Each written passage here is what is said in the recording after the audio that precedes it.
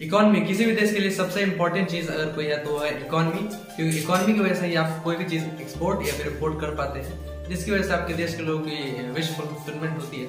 और अगर आपकी इकोनॉमी अगर स्ट्रांग नहीं होगी तो क्या क्या प्रॉब्लम्स आपको फेस करने पड़ सकती है, ये तो आप अपने पड़ोसी देशों से देख ही सकते हैं। जिस प्रकार से बांग्लादेश और पाकिस्तान और अफगानिस्तान जैसे देशों को बहुत सारी प्रॉब्लम्स का सामना करना पड़ता है, वैसे ही आपको भी करना पड़ेगा अगर आपकी इकोनॉमी स्ट्रांग नहीं रहेगी। लेकिन लकीली हम ऐसे देश में रहते हैं जहाँ की इकोनॉमी अच्छी खासी है, और एज कम्पेयर टू अगर आप डेवलप्ड नेशंस देखेंगे तो उतनी अच्छी नहीं है, लेकिन फिर भी एक हम मॉडरेट बोल सकते हैं कि ठीक ठाक इकोनॉमी है हमारी। तो आज की इस वीडियो में हम यही बात करने वाले हैं कि 2050 में दुनिया की टॉप 5 सबसे बड़ी इकोनॉमीज कौन सी होगी।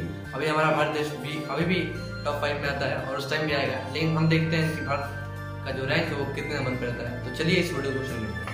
नंबर 5 पे जो देश रहेगा वो होगा जर्मनी। जर्मनी अभी नंबर 4 पे है, लेकिन आप लोग सोच रहे होंगे 4 पे है वापस 5 पे कैसे चला गया। तो ऐसी बात नहीं है कि जर्मनी पीछे जाएगा, जर्मनी आगे ही बढ़ेगा, लेकिन जो दूसरे देश है वो उससे आगे निकल जाएंगे, क्योंकि जर्मनी की पॉपुलेशन कम है और इतना ज़्यादा वहाँ पे इंफ्रास्ट्रक्चर बढ़ेगा नहीं, जिसकी वजह से जर्मनी का जो ग्रोथ है वो अच्छा रहेगा, लेकिन दूसरे देशों के मुकाबले में थोड़ा कम रहेगा, जिसकी वजह से जर्मनी 5वें नंबर पर रहेगा।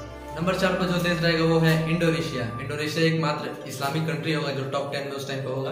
और नंबर 4 पे इंडोनेशिया बहुत ही तेजी से जो देश बढ़ रहा है और बहुत ही पीसफुल कंट्री है, एक तरीके से आप बोल सकते हैं, क्योंकि वर्ल्ड के सबसे ज़्यादा पीसफुल कंट्रीज में से एक इंडोनेशिया आता है और बहुत ही अच्छे तरीके से अपनी इकोनॉमी भी बढ़ा रहा है, जिसकी वजह से 2050 में 4थे नंबर पर पहुँच जाएंगे। और उनके देश के जो भी लोग हैं वो बहुत ही अच्छे तरीके से अपने देश को डेवलप करने में लगे हुए हैं, जिसका फल उन्हें 2050 में देखने को मिलेगा। नंबर 3 पे रहेगा हमारा भारत देश। भारत देश बहुत ही अच्छे तरीके से आप देख सकते हैं जिस प्रकार से हमारा देश आगे बढ़ते जा रहा है, और पूरी दुनिया में हमारे देश की आजकल चर्चा होती है कि भारत जो है वो बहुत ही अच्छे तरीके से अपने देश को आगे बढ़ा रहा है। और जीडीपी भी अगर देखें तो दुनिया में सबसे तेजी से ग्रो हमारी जीडीपी कर रही है, तो जिसकी वजह से बहुत ही एक अच्छी बात है और ऐसे ही हमारा देश आगे बढ़ते रहना चाहिए। और 2050 में 3रे नंबर पर हमारा देश रैंक करेगा इस लिस्ट के हिसाब से। 2050 में नंबर 2 पे जो देश रहेगा वो है सुपर पावर अमेरिका, जो अभी का सुपर पावर है, लेकिन उस टाइम पे वो सुपर पावर नहीं रहेगा, क्योंकि उसकी पोजीशन चली जाएगी और वो दूसरे नंबर पर खिसक जाएगा। लेकिन तभी भी जो अमेरिका जीडीपी है वो बहुत ज़्यादा होगी as compare to other countries जो 1 नंबर की कंट्री है उसको छोड़ के। और उस टाइम अमेरिका की जो जीडीपी है वो लगभग $37 ट्रिलियन होगी, जो कि अभी जो $20 ट्रिलियन है उसके हिसाब से $17 ट्रिलियन और भी बढ़ जाएंगे, जिसकी वजह से अमेरिका उस टाइम भी बहुत एक पावरफुल कंट्री होगी, लेकिन 1 नंबर पे नहीं रहेगी। नंबर 1 पे जो देश रहेगा वो आप सबको पता है, वो अभी का भी सबसे उभरती हुई इकोनॉमी जो है वो है चाइना। चाइना नंबर 1 पे रहेगा 2050 में, जिसका कारण बहुत ही बता सकते हैं कि जिस प्रकार से वहाँ के युवा मेहनत करते हैं और सरकार लगी हुई है अपने देश को आगे बढ़ाने में। तो एक तरीके से आप बोल सकते हैं जो भी आप बोलते हैं उनके अगेंस्ट की डेमोक्रेसी नहीं है जो भी है, लेकिन अगर आप एज कम्पेयर टू अगर दूसरे देश का कंपेरिजन करें जीडीपी या फिर किसी भी चीज़ में डेवलपमेंट में, तो बहुत ही आगे निकल जाते हैं किसी भी देश से, क्योंकि जितनी जल्दी उन्होंने अपने देश को इतना आगे बढ़ाया है ये बहुत ही सराहनीय बात है।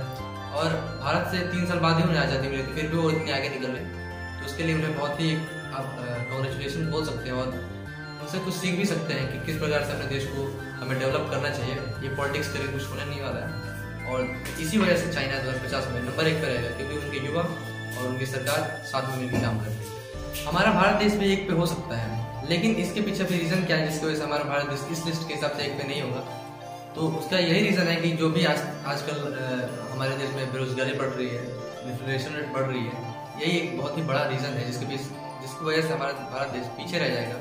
लेकिन अभी भी हमारे पास बहुत समय है जिसके हम इस्तेमाल करके 1 पे भी हो सकते हैं, अगर हमारा युवा अच्छे से मेहनत करे, अगर हमारी सरकार अच्छे से अपने स्कीम्स लाए, तो हमारा भारत देश 1 पे भी हो सकता है।